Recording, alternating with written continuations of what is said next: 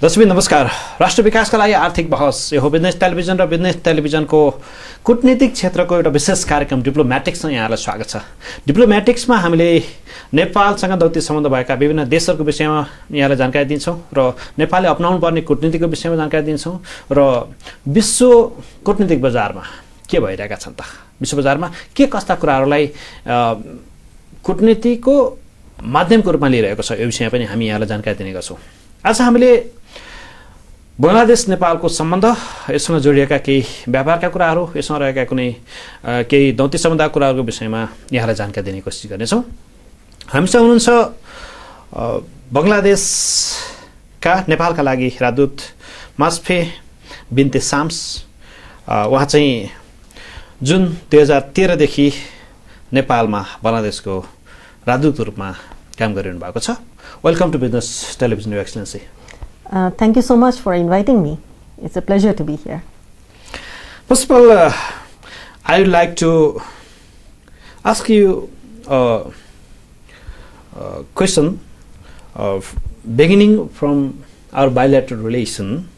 Is Nepal is the 7th country to recognize your country in 1972.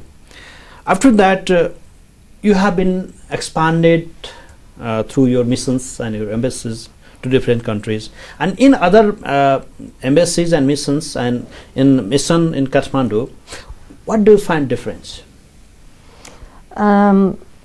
Speaking from my personal experience, because I have served in in Italy and Thailand and India, the environment here is very friendly. It's the people of Nepal are very welcoming, warm, and it almost feels like I'm almost in Bangladesh.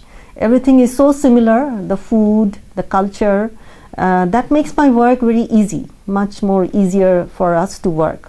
People from Bangladesh find it very easy to adjust to Nepal. Yeah, here is a proof. Yes, you're working around 5 years, mostly the ambassador who are appointed here are around 3 to 4 years. It seems that you are liking Nepal. Yes, it's, I think, because I'm enjoying it so much here, I'm not in a hurry to leave Nepal. And also because Nepal was going through this transition process, and it was very important that we should have, somebody to be here and to follow the process, and that way, that's why I think my ministry asked me to stay back a little bit. But in our ministry, 3 to 4 years is normal, but there are some embassies where the ambassadors have stayed back longer, 5 to 6 years also. So it's not very unusual. It means your country tried to explore your expertise in your embassy here in Kathmandu.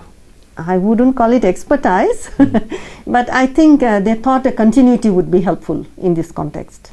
Because you have better knowledge about the happenings here. Perhaps, sometimes we are trying to develop some regional expertise also. I have served for 6.5 years in Delhi. And also before coming here, I was looking after the South Asia desk, which also covers Nepal.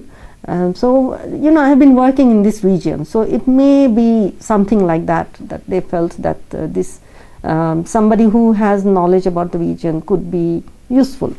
Bilateral relation these days are, we can say, metamorphically changed in terms of the pivotal role.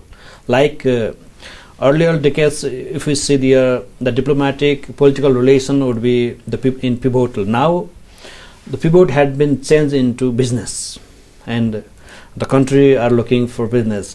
Nepal and Bangladesh share a small portion, but not much that less important. It's important business. How do you judge Nepal-Bangladesh relation in terms of business? Actually, Bangladesh and Nepal have excellent political relations, but business-wise, if we compare global statistics, our business trade relations is really not up to the potential. For example, if we consider Bangladesh's global bilateral trade, export-import combined, it would be more than $90 billion, I think, now. We are exporting around $37 billion. We are importing around $45 billion. Okay. But out of that, our bilateral trade with Nepal is only around $60 million, which is negligible. Our export to Nepal is last year was $47.5 million only, which is 0.1% of our global exports. But the potential is huge because Nepal is so close to us. So the proximity factor should be very important. Similarly for Nepal also, Bangladesh is a huge market. It's a growing market, and Nepali businessmen have not yet tapped into that market, I think. You see the potentiality of, you can say, bilateral business exchange between Nepal and Bangladesh?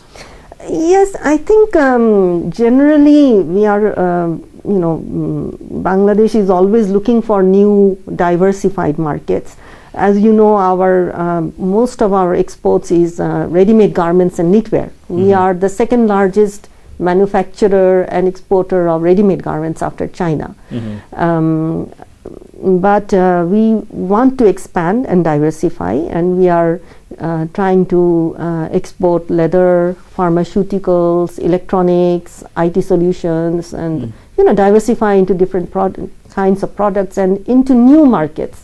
Because so far our attention has been only the markets of Europe or USA, Japan, Canada, very limited markets. And we want to expand and see where our, explore synergies in the newer markets. So that's our slogan, to diversify products, also diversify the market. If we see the data of 2016-17, Nepal has exported some 11 million USD to Bangladesh, because that's only confined to the consumer products, and there is a huge potentiality of exporting energy.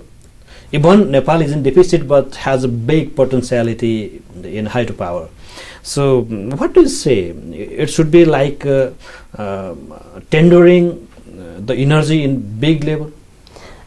Of course, Bangladesh is very interested to explore Nepal's potential, and as you know, Bangladesh is also an energy deficient country. Right now our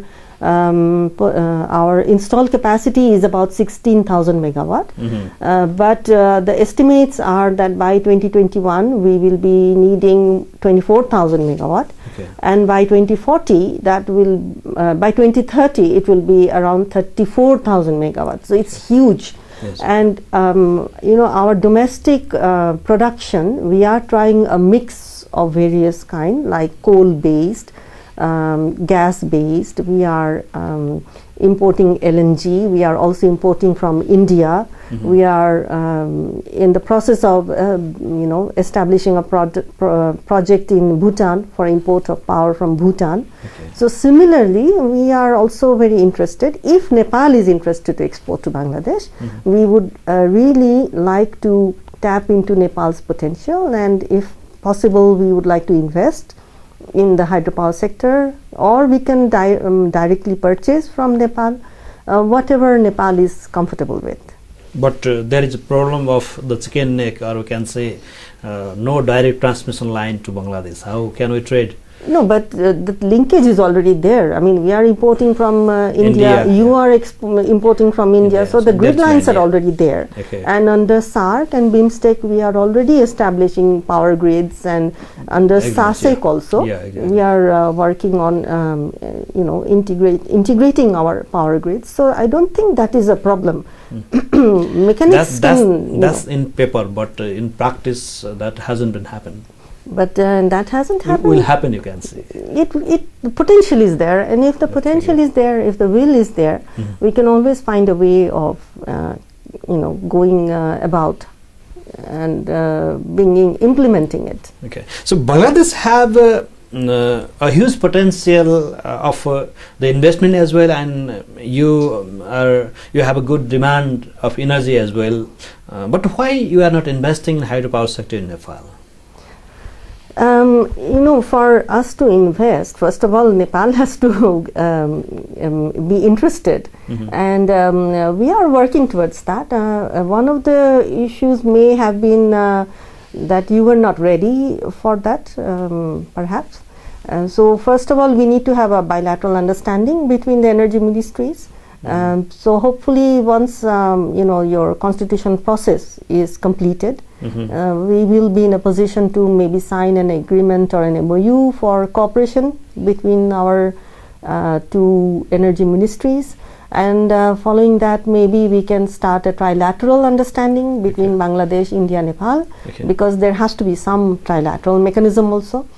And these are things that will happen down the line, and Bangladesh has been talking for quite some time about investing in Nepal also. We are ready to invest.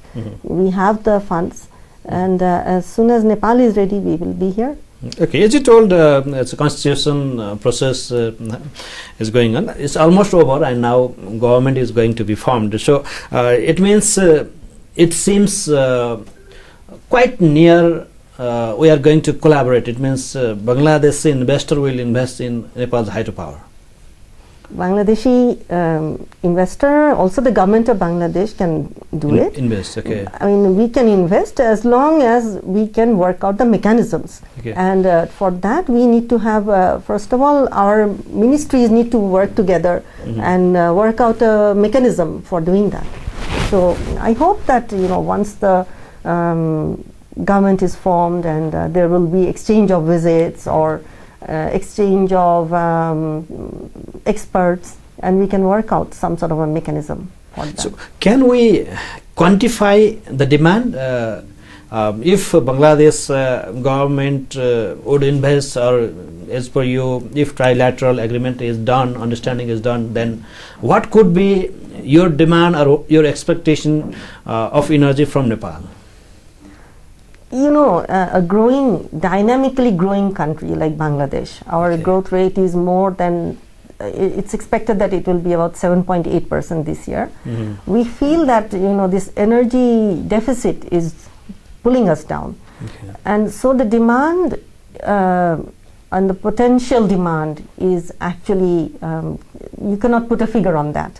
As I said, by 2021, our demand will be 24,000 megawatt. And even though we are heavily investing in many different kinds of energy sources, alternate energy, including also nuclear power. We are building 2 nuclear power plants. We are going for solar, renewable, thermal, whatever you can think of. But even then, we are expecting that about at least 10% of our demand will be met from the region. By the region, I mean India, Bhutan, and Nepal.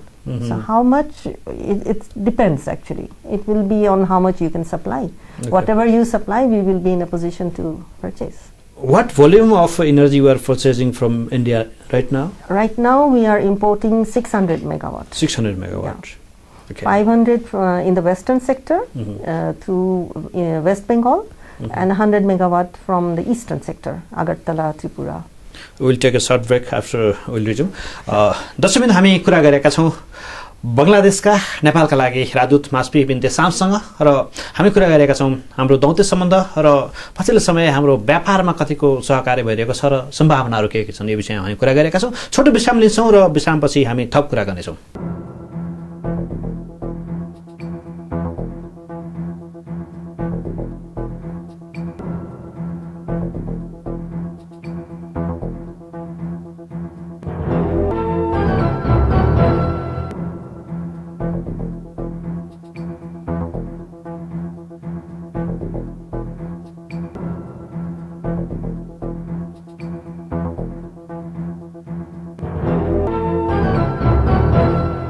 दर्शकबिन पुनः स्वागत छ राष्ट्रिय विकासलाई आर्थिक बहस business टेलिभिजनको कुटनीति सम्बन्धी विशेष कार्यक्रम डिप्लोमेटिक्समा हुनुहुन्छ यहाँहरू र हामीसँग हुनुहुन्छ मास्फी बिन्ते शाम्स, उहाँ चाहिँ बङ्गलादेशका नेपालका लागि राजदूत हुनुहुन्छ। हामी उहाँलाई पुनः स्वागत गर्छौँ। Welcome again your Excellency. Thank you. In this part, I would like to highlight about the 4th Bangladesh Expo in Kathmandu. Would you please give me some idea about that?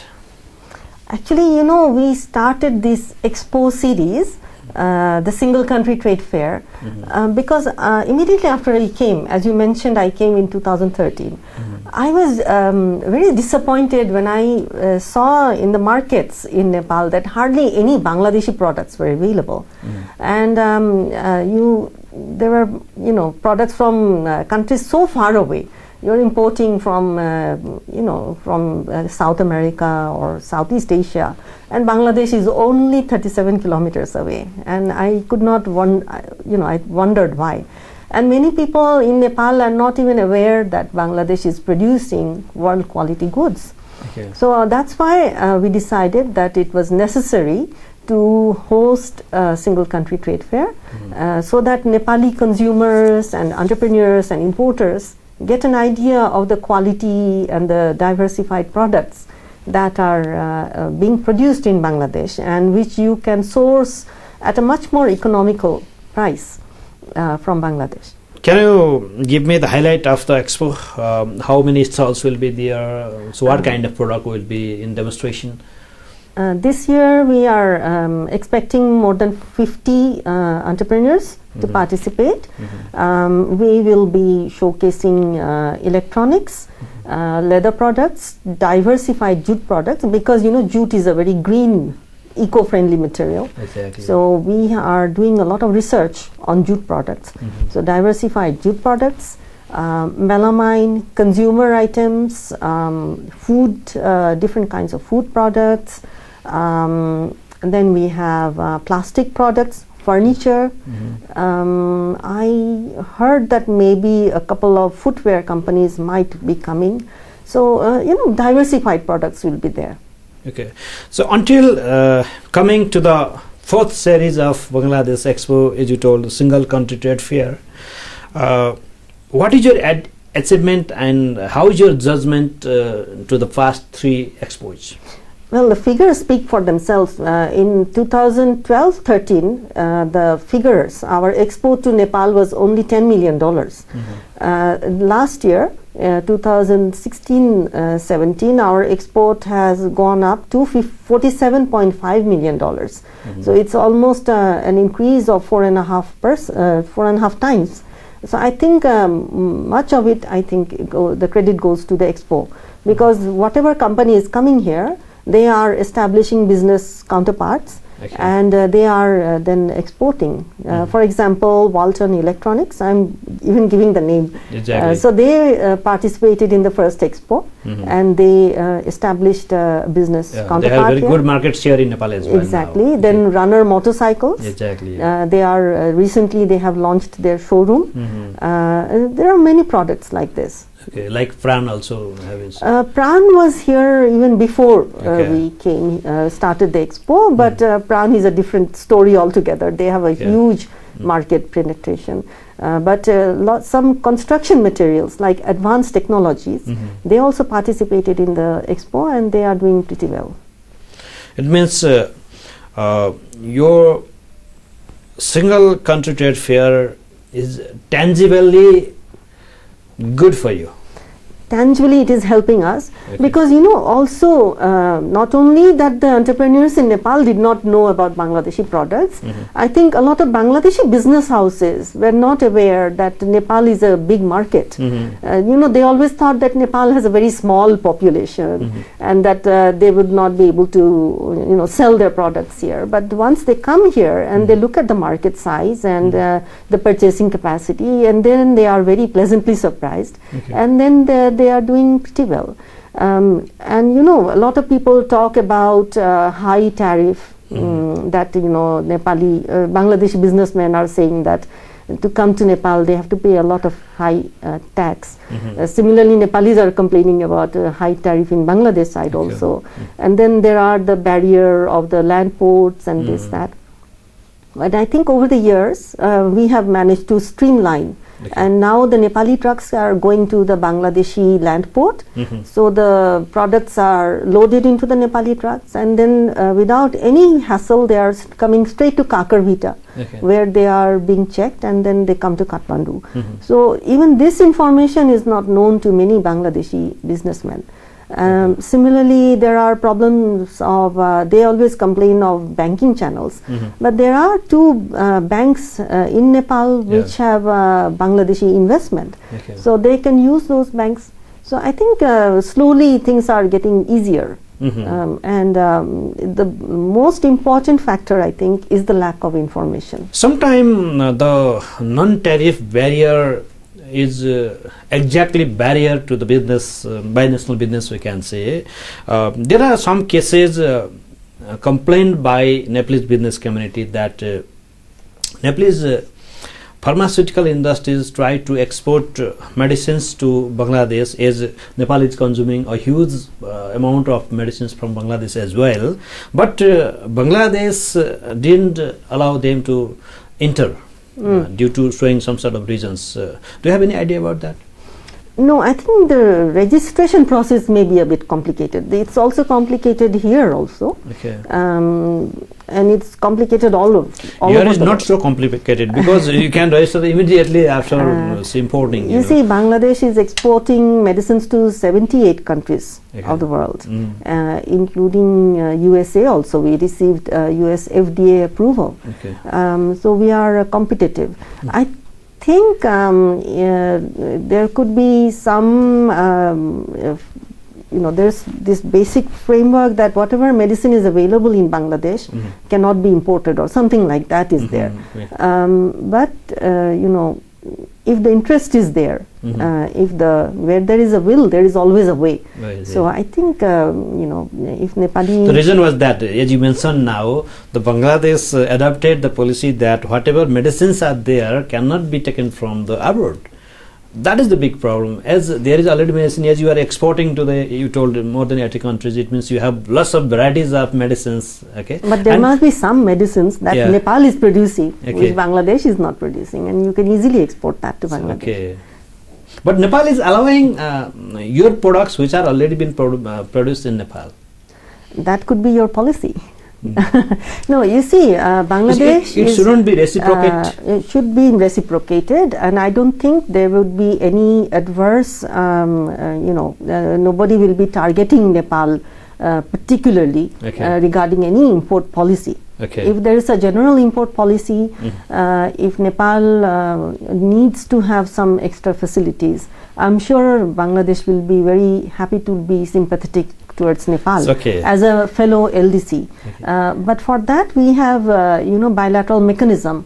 Our commerce ministries, the commerce secretaries of the two countries are meeting regularly, and if there is any particular issue that Nepal wants to bring to the table, I'm sure they can bring it, and whatever issues there are can always be resolved through discussion. Okay, Sven, as Bangladesh is a highly populous country, so you have a big market for the consumer products. What do you think would be the best product, best Nepalese product to sell in Bangladesh? Whatever you produce, Bangladesh can consume. Okay.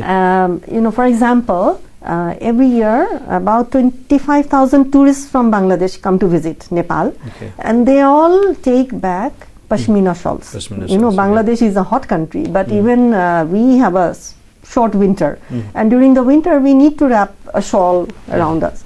So you have a market for Pashmina there. Then there is, now we are importing coffee. So Nepal is producing very good coffee. So you can export coffee there. There is a very good market for herbal products. Then your semi-precious jewelry. All Bangladeshi tourists I know, they come here and they are buying your semi-precious stones and the Nepali jewelry, and Nepali handicrafts are also very popular in Bangladesh. So all these kinds of products, and also I know a particular somebody is exporting shoes to Bangladesh. So there are so many possibilities. But it should be mutual. Definitely, everything is mutual, and Okay. it should be a mutual benefit. And we should always think of the consumers, because ultimately, they are the people who are paying for it. Okay. So some of the Bangladeshi businessmen have capacity to invest in the mega infrastructure as well. So are you trying to make them invest in Nepal? Not mega, but there are a few Bangladeshis who are investing in hotels, restaurants. I think a few are also investing in agro products also. Not in a mega way. Please don't forget that Bangladesh is also a LDC. Okay. And we are targeting to graduate in 2021. Okay. We are already a lower middle income country. Okay. Our per capita income is $1,600, yeah. 1,600 plus Plus, dollars. yeah. But we are still a LDC with a lot of structural limitations ourselves. Okay. And I don't think we are in a position to invest mega projects, but there are Bangladeshis who are very interested to participate in Nepal. And I think down the line we will be coming increasingly. We are also looking for Nepalese investment, because Nepal has a lot of expertise in the tourism sector. That is one sector that you can really help us to build up, because we have beautiful Cox's Bazar beach. We have the largest mangrove forest in the Sundarbans. We have huge rivers where we can have riverine tourism. But our tourism infrastructure needs to be developed, and Nepal can help us in that. And and Nepal can also invest in our garment sector, in the textiles sector, which it can be mutually beneficial. So Bangladesh and Nepal share the almost same thoughts in international fora as well.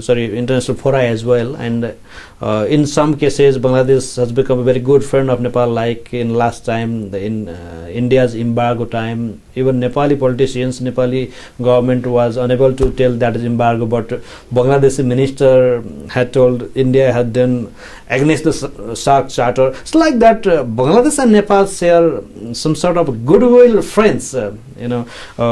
What could be the, we can say, alienation in upcoming days? Bangladesh and Nepal have a relationship which is only mutually positive. Okay. It can only be mutually beneficial. Okay. And there are so many areas where we are cooperating, like issues of migration, climate change, global warming. Wherever our Prime Minister, Honorable Prime Minister, talks about climate change, she always talks about the Himalayas, because whatever is happening in the Himalayas will affect Bangladesh. Okay. Because, the rivers of Nepal contribute 70% to the Ganges. Yeah. And Ganges contributes 30% to the river waters of Bangladesh. Yeah. So you are, in fact, contributing to 30% of our rivers, water resources. Yeah. And so Nepal is so important to us. So, in every sphere, I think we can only have cooperation. And I find it very difficult to think of any area where we will be having alienation or conflicting, relationship. Okay, at last, I'd like to ask you one question that SAARC experience somewhat bitterness that latest SAARC summit couldn't happen, and BIMSTEC is going to happen very soon. What would be the Bangladesh position to strengthen the BIMSTEC member countries in upcoming BIMSTEC summit? You see, regional cooperation and sub-regional cooperation, especially among the countries of South Asia, it's one of our cardinal principles in our foreign policy. Way back in 1972, our father of the nation, he gave a speech and where he said that closer integration among the countries of South Asia is must, because we share same problems of poverty, and we have the same vision for prosperity, shared prosperity. And one country of the region cannot develop with leaving the others behind, because that will create instability in the region. So Bangladesh is very committed to regional integration, especially in the growth quadrangle, we call it, the BBIN countries, Bangladesh, Bhutan, India and Nepal. And within that, there is a huge scope to expand relations in the BIMSTEC, because BIMSTEC connects South Asia with Southeast Asia, which is another growth area. Fast, it's a dynamic economic region of the world. And the countries of this region must have cooperation with countries of Southeast Asia, which BIMSTEC will allow us to do. So we are very hopeful, and we would really like to see BIMSTEC moving ahead. We are eagerly looking forward to the BIMSTEC summit, which will be taking place in Nepal, and we hope that a lot of positives will come out of the summit. Thank you very much, Your Excellency, for being here in our studio and sharing your ideas, your thoughts via our television. Thank you for inviting me. I would like to invite everybody through you to visit our expo, and it's as you mentioned, it starts on the 23rd and ends on the 27th, and I'm sure the visitors will not be disappointed, and I would like to welcome everybody to visit us. Thank you. Thank you, Excellency. दर्शकबिन हामीले कुरा गर्यौं बंगलादेशकै नेपालका लागि राजदूत मास्फी बिन्ते शाम्ससँग। उहाँले नेपाल बंगलादेश रिलेसनदेखि लिएर हाम्रो क्षेत्रीय संगठनहरू अन्तर्राष्ट्रिय संगठनहरूको विषयमा पनि हामी देशहरूको बीचमा शेयर गरिरहेका कमन भनौं साझा कुराहरूको विषयमा पनि कुरा गर्नुभयो भने बंगलादेश एक्सपो जुन हुन गइरहेको छ 11 फागुन 23 फेब्रुअरी देखि त्यो विषयमा पनि हामीले अलिकति कुरा गर्यौं। हामीले यसैगरी कुराकानी गर्नेछौं र तपाईलाई कूटनीतिक क्षेत्रको विषयमा जानकारी दिनेछौं र कूटनीतिक क्षेत्रमा भइरहेका ह्यापनिङहरूको बारेमा पनि अपडेट गराइरहनेछौं। आजको लागि बिजनेस टेलिभिजनको यो कूटनीति सम्बन्धी विशेष प्रस्तुति BTV डिप्लोमेटिक्सबाट बिदा चाहन्छु। नमस्कार।